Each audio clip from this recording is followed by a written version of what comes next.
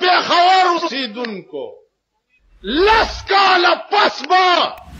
آینده نسل تاسو وګورئ الکان به ډمان وي او جنکای به ډمي د وی سی آر او د ټي وي د برکته به زمون خزي ډمي وي او زمون زامن به ډمان دروغ وای زمون خزي به ډمي وي وګورئ د ټي وي په پرده د ډمي چې کم فیشن دا خزي وګوري سباله هغه فیشن جوړ کړی او پکې سخانه کې روان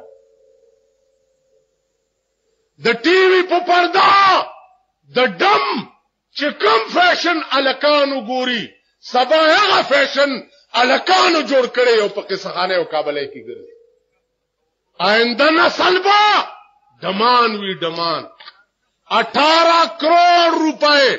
د ټي وي د سټیشن افتتاح شوی و په صدر کې صدر صاحب افتتاح تراغله